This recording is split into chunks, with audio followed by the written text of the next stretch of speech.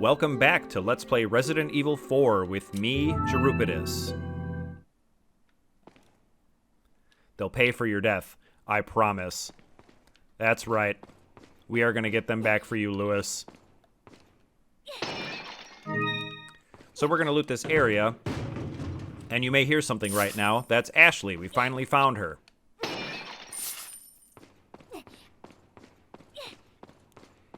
And this is going to be a sniping section coming up. And we were pinched on rifle ammo, but they're going to give us a bunch here.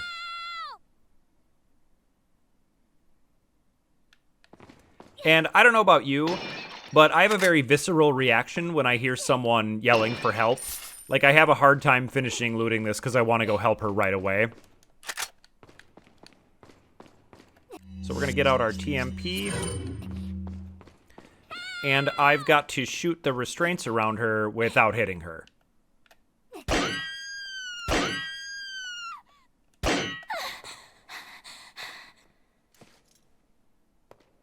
Talk about near-death experience. Ashley, get out of there! So Ashley's going to cower in the corner, and I've got to cover her by shooting these enemies in the head.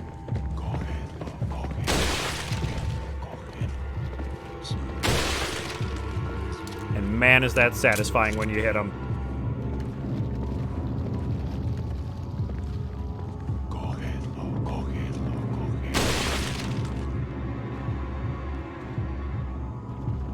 So Ashley's going to run over and try the door now.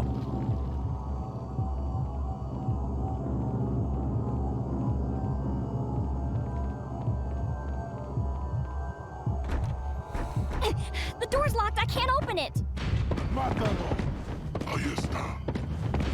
But the door ends up being locked, but conveniently a man with the key around his neck runs into the room.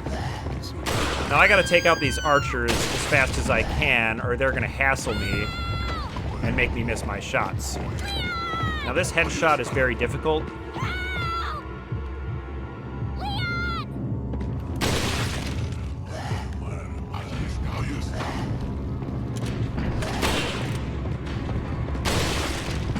Okay.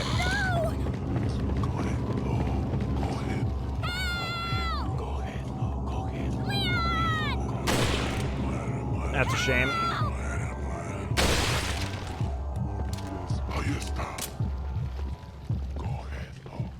Alright, I think we're mostly in the clear now. Just gonna be a couple slow-moving ones, and then the guy in red.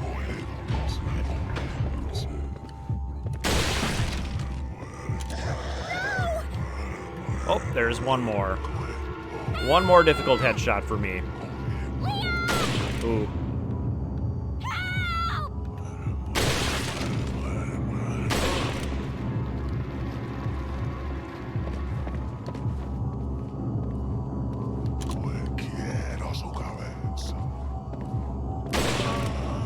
All right, that should do it.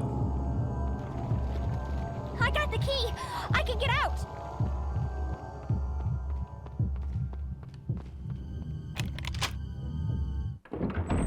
And now we are in the Ashley section.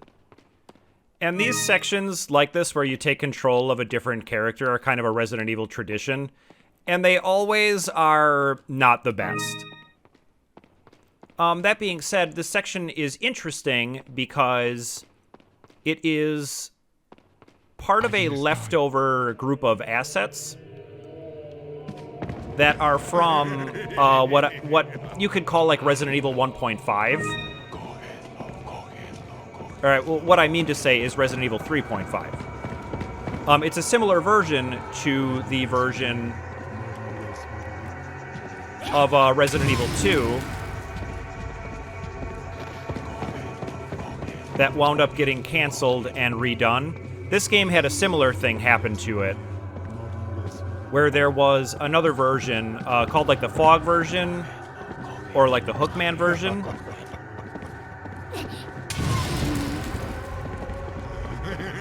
And the castle section is all pretty prominently featured in that.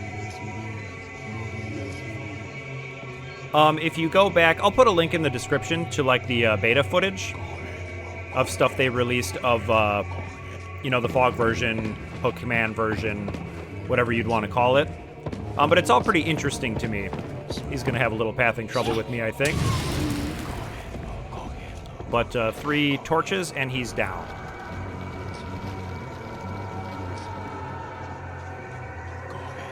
And so they say that, like, they didn't plan on releasing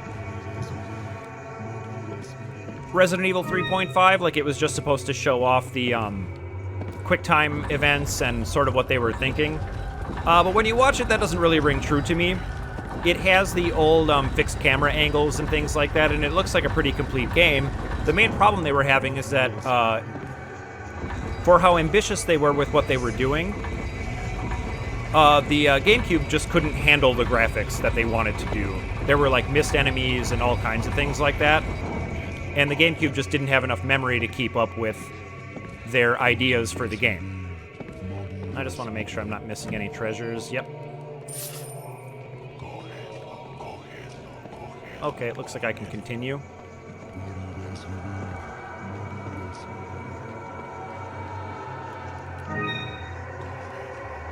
And we gotta head down this way. This is gonna be a slight puzzle room, but this room is almost exactly what I'm talking about. Like, this is kind of why they called it the fog version. Leon has a flashlight, and the idea is that he, like, gets infected and starts hallucinating, and then you're, like, experiencing his hallucinations. And one of those is the Hookman. To be honest, the game actually looked really good. Like, it looked like a lot of fun. And pretty scary.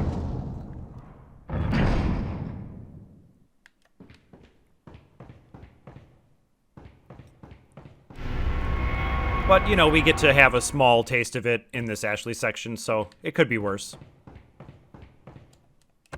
I already pressed that. Okay, so I gotta come through here and press this one.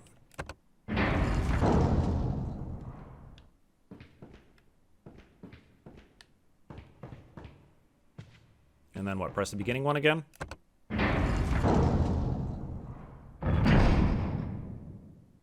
Yep, and now my path forward should be clear.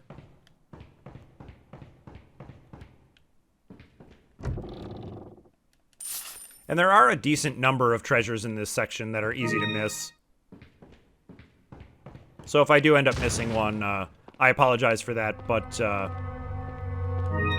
this is not a 100% playthrough. I'm not, you know, gonna play it perfectly or anything. But that being said, I've said previously, I will try to find everything that I can. So these puzzles, I am just way too dumb for. Fortunately, this one has a pretty easy solution. You literally just move the whole thing in a circle around the perimeter.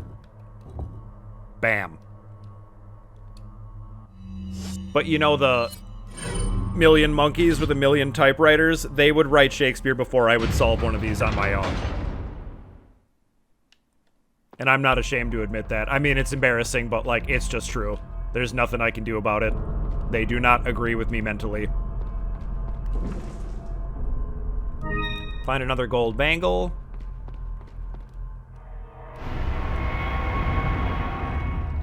Salazar family insignia. And then we're gonna find another chunk of the ultimate pathway forward. And now some night monsters are gonna chase us. And so this section is pretty much exactly from Resident Evil 3.5. You'll see what I mean coming up here.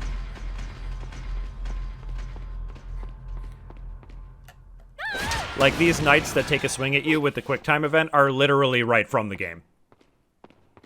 And I think that's kind of cool. So the nice thing about these non-cutscene QuickTime events is that the options are X and A, or left trigger, right trigger. And on the not cutscene ones, if you just hit both, you'll always hit them. Like, you'll always succeed. And I kind of like that because, especially on harder difficulties, the timing on them is insanely tight. So being able to succeed at them feels good. It's probably a design oversight, but whatever, I don't care. I just want to, like, not take damage all the time for no reason. All right, and then over here we can find a note. The butler's memo. Knowing that Sir Ramon Salazar had no family, Lord Sadler must have used his strong faith in the Los Illuminados to his advantage to talk to Senor Salazar into undoing the seal of the Las Plagas once done by his ancestor. Senor Salazar would never do such a thing unless he was in some way being used unknowingly. I should have sensed the Lord's dirty scheme sooner. I feel I'm partly responsible for all of this. I have no idea as to what the Lord is planning, but Senor Salazar was just being used. It is too late now, however. Senor Salazar has already taken the Plaga into his body. There is no turning back once the Plaga has turned into adult in the body. The Plaga parasite will not die unless the host dies. There's no cure. Perhaps Senor Salazar may have been vaguely aware of the Lord's plan all along, but it's hard to tell. Nevertheless, there's nothing I can do about it now. I have served the Salazar family for generations. I am prepared to continue my services until the very end. So yeah. Wait a sec, there's a round hole in the center. So we can use our key, and then we can turn the dace. And he thinks Salazar is being used by Sadler, but that's kind of not what I got from the Salazar memo. The Castellan memo.